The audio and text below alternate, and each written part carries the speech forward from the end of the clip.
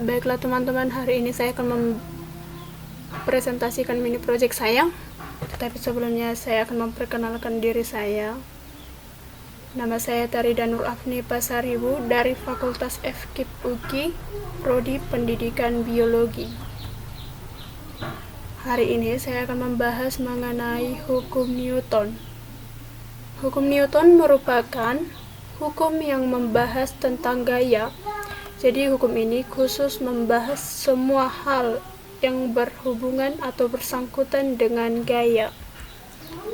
Seperti yang kita ketahui, hukum Newton itu dibagi menjadi 3 bagian, yaitu hukum 1, hukum 2, dan hukum 3. Sekarang saya akan masuk ke hukum 1 Newton. Hukum 1 Newton berbunyi, jika resultan gaya yang bekerja pada suatu benda bernilai 0, maka benda akan tetap diam, dan benda bergerak akan bergerak dengan kecepatan konstan.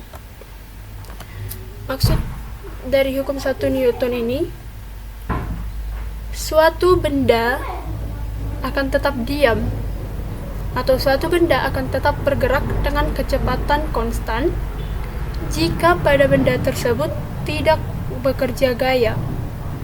Di sini ada dibuat resultan gaya yang bekerja bernilai 0. Jika gayanya bernilai 0, itu sama saja tidak ada gaya yang bekerja. Langsung saja di sini saya ada sebuah contoh. Sebuah benda ketika T sama dengan 0 sekon bergerak dengan kecepatan 50 meter per sekon.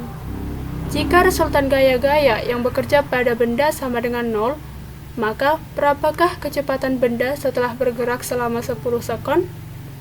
Dari soal diketahui T0 itu 0 sekon, TT atau T akhir itu 10 sekon, V0 atau V mula-mula itu 50 meter per sekon. Yang ditanya di sini VT atau kecepatan akhir. Jadi dalam soal ini sangat mudah. Sesuai dengan konsep hukum 1 Newton, resultan gaya yang bekerja sama dengan 0. Jika gayanya sama dengan 0, maka kecepatannya V-nya itu bisa 0 atau V-nya tetap. Jadi dari soal karena sudah diketahui kecepatan awal 50 meter per sekon, berarti dapat disimpulkan jika VT sama dengan V0 sama dengan 50 meter per sekon. Jadi kecepatan benda setelah 10 sekon itu tetap 50 meter per sekon karena resultan gaya yang bekerja itu bernilai 0. Sekarang saya akan masuk ke hukum 2 Newton. Hukum 2 Newton berbunyi, percepatan sebuah benda berbanding lurus dengan gaya total yang bekerja dan berbanding terbalik dengan massanya. Arah percepatan sebanding dengan gaya total yang diberikan. Maksud dari percepatan berbanding lurus dengan gaya total itu semakin besar gaya yang diberikan, maka semakin besar percepatan yang dihasilkan. Jika gaya yang diberikan besar, percepatannya pun besar. Jika gaya yang diberikan kecil, percepatannya juga kecil. Lalu percepatan berbanding terbalik dengan massa. Semakin besar massa benda, maka percepatan yang dihasilkan itu semakin kecil. Sebaliknya, semakin kecil massa benda, maka percepatannya itu semakin besar. Jadi dalam hukum 2 Newton ini,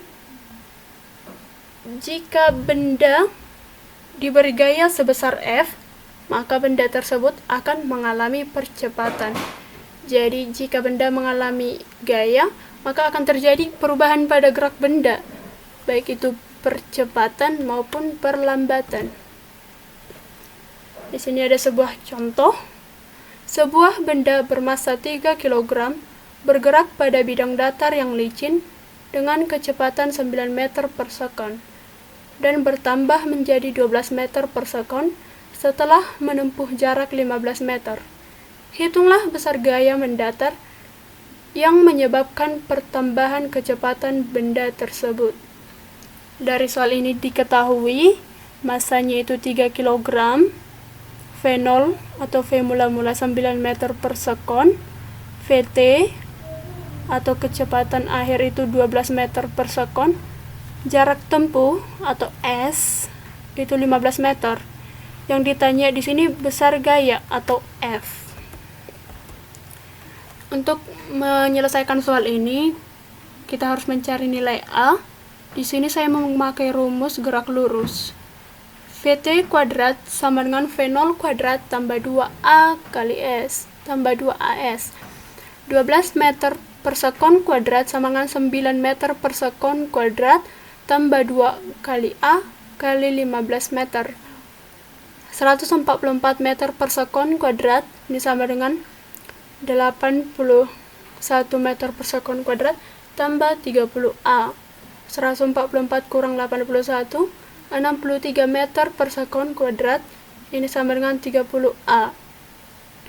Jadi A-nya 63 per 30 ini sama dengan 2,1 meter per sekon kuadrat. Masukkan rumus hukum 2 Newton.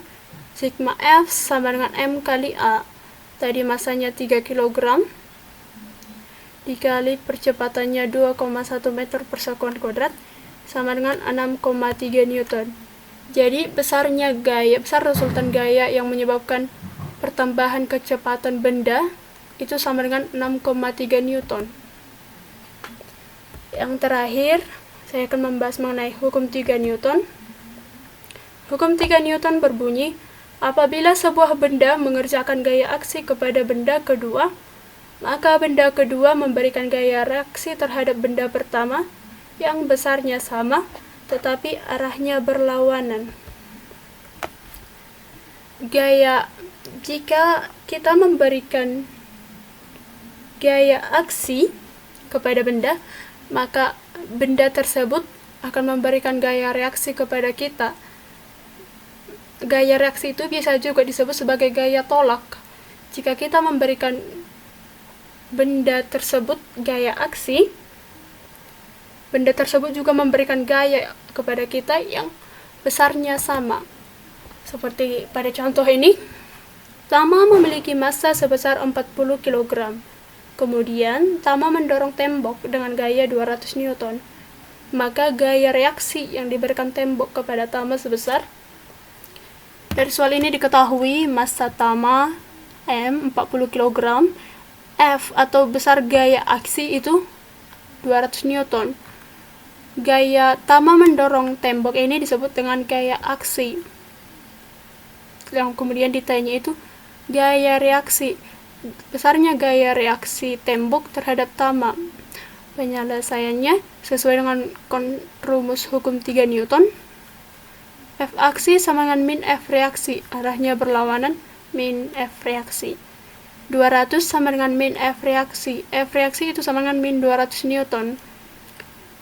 Jadi, dari jawabannya disimpulkan, besar gaya reaksi yang diberikan tembok terhadap Tama itu sama dengan gaya aksi yang diberikan Tama terhadap tembok, yakni 200 Newton. Tanda negatif di sini itu tidak berpengaruh pada nilai, tetapi ini menandakan bahwa kedua gaya tersebut berlawanan arah. Sekian presentasi dari saya.